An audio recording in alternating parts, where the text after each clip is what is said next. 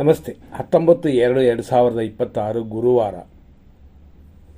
ಇವತ್ತಿನ ದಿನ ರಾಮಕೃಷ್ಣ ಜಯಂತಿ ಇದೆ. ಅದು ಅಲ್ಲದೆ ಈ ದಿನದ ವಿಶೇಷವಾಗಿ ಸೂರ್ಯೋದಯ 6:41, ಸೂರ್ಯ ಅಸ್ತಮನ ಸಂಜೆ 6:26. ಇವತ್ತು ಪೂರ್ವ ಭಾದ್ರಪದ ನಕ್ಷತ್ರವಿದೆ.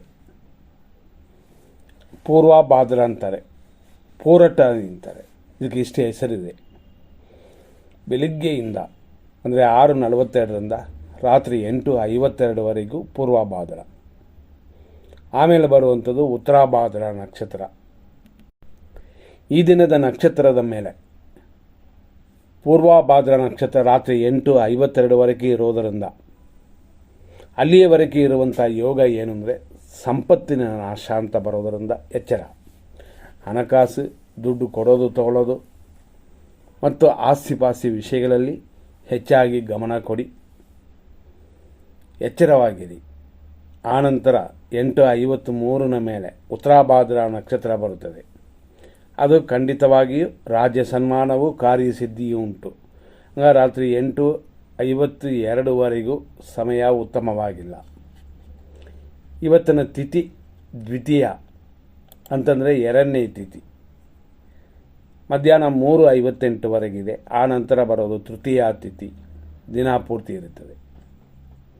ಇವತ್ತಿನ ಯೋಗ ಪ್ರಕಾರ ಮಧ್ಯಾಹ್ನ 3:01ವರೆಗೂ ಚಂದ್ರನು ಕುಂಭರಾಶಿಯಲ್ಲಿದೆ. ಆ ನಂತರ ಮೀನರಾಶಿಗೆ ಬರುತ್ತೆ. ಹಾಗಾಗಿ 3 ಗಂಟೆ ಮೇಲೆ ಮಕ್ಕಳಿಗೆ ಏನಾದರೂ ಹುಟ್ಟಿದ್ರೆ ಮೀನರಾಶಿ ಅಂತ ತಿಳ್ಕೋಬೇಕು. 3 ಗಂಟೆ ಒಳಗಡೆ ಮಕ್ಕಳು ಹುಟ್ಟಿದ್ರೆ ಅದು ಕುಂಭರಾಶಿ. 3 ಗಂಟೆ ಮೇಲೆ ಹುಟ್ಟಿದ್ರೇ ಮೀನರಾಶಿ. 6:42ರಿಂದ 9:06ವರೆಗೂ ಪೂರ್ವಭಾದ್ರ ನಕ್ಷತ್ರ ಎರಡನೇ ಪಾದ. 9:06ರಿಂದ ಮಧ್ಯಾಹ್ನ 3 ಗಂಟೆವರೆಗೂ ಪೂರ್ವಭಾದ್ರ ನಕ್ಷತ್ರ ಮೂರನೇ ಪಾದ. ಇಲ್ಲಿಯವರೆಗೂ ಪೂರ್ವಭಾದ್ರ ನಕ್ಷತ್ರ ಮೂರನೇ ಪಾದವಿದೆ.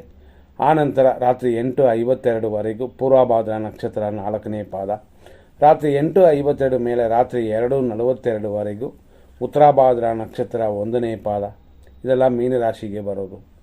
ರಾತ್ರಿ 8:42 ಮೇಲೆ ನಾಳೆಯವರೆಗೂ ಉತ್ತರಾಭಾದ್ರ ನಕ್ಷತ್ರವಿದೆ. ಅದರಲ್ಲಿ ಇದು ಎರಡನೇ ಪಾದ ನಡೆಯುತ್ತದೆ.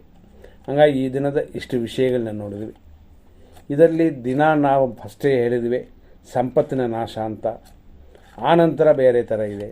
ಆದರೂ ಇರೋದರಲ್ಲಿ ಒಂದು ಒಳ್ಳೆಯ ಟೈಮ್ನ ಸ್ವಲ್ಪ ಬರುವಂಥದ್ದನ್ನು ಹುಡ್ಕೋಣ. ಎಮರ್ಜೆನ್ಸಿಗೆ ಉಪಯೋಗಿಸ್ಕೊಳ್ಳಿ. 8:11ರಿಂದ 10:34 ಇದು ಒಂದು ಶುಭ ಸಮಯ ಎಮರ್ಜೆನ್ಸಿಗೆ ಮಾಡುವಂಥದ್ದು. 11:25ರಿಂದ ಮಧ್ಯಾಹ್ನ 2 ಗಂಟೆವರೆಗೂ, ಮತ್ತು ಸಂಜೆ 5:56ರಿಂದ 7:56ವರೆಗೂ ಒಂದು ಶುಭ ಸಮಯ. ರಾತ್ರಿ 9:32ರಿಂದ ಬೆಳಗ್ಗೆವರೆಗೂ ಶುಭ ಸಮಯ. ಇದೆಲ್ಲ ಎಮರ್ಜೆನ್ಸಿಗೆ ಮಾತ್ರನೇ. ಯಾಕೆಂತಂದರೆ ಹಣಕಾಸಿನ ವಿಷಯದಲ್ಲಿ ಎಚ್ಚರವಾಗಿರಬೇಕು ಅಂತ ನಾವು ಫಸ್ಟೇ ಹೇಳಿದ್ವಿ. ಆದ್ದರಿಂದ ಖಂಡಿತ ಗಮನ ಕೊಡಲೇಬೇಕಾಗುತ್ತದೆ. ಯಾಕೆಂತಂದರೆ ಆ ಸಮಯದಲ್ಲಿ ಮಾಡುವಂಥ ಕಾರ್ಯಗಳಲ್ಲಿ ಹಣಕಾಸಿನ ವಿಷಯಗಳಲ್ಲಿ ಸೋಲು ಉಂಟಾಗುತ್ತದೆ ಅಥವಾ ಕಳ್ಕೋಬೇಕಾಗುತ್ತದೆ. ಆದ್ದರಿಂದ ಎಚ್ಚರ. ಈಗ 100% ಕೆಟ್ಟ ಟೈಮ್ನ ನೋಡೋಣ. ಇದರಲ್ಲಿ ಯಾವ ಕಾರ್ಯಗಳು ಪ್ರಾರಂಭ ಮಾಡಬಾರದು. ಬೆಳಿಗ್ಗೆ 6:41ರಿಂದ 8:09 ಇದು ಯಮಕಂಡ ಕಾಲ. 10:36ರಿಂದ 11:23 ದುರ್ಮುಹೂರ್ತ. ಮಧ್ಯಾಹ್ನ 2:02ರಿಂದ 3:30 ರಾಹುಕಾಲ. ಮಧ್ಯಾಹ್ನ 3:18ರಿಂದ ಸುಮಾರು 4:05ವರೆಗೂ ದುರ್ಮುಹೂರ್ತ.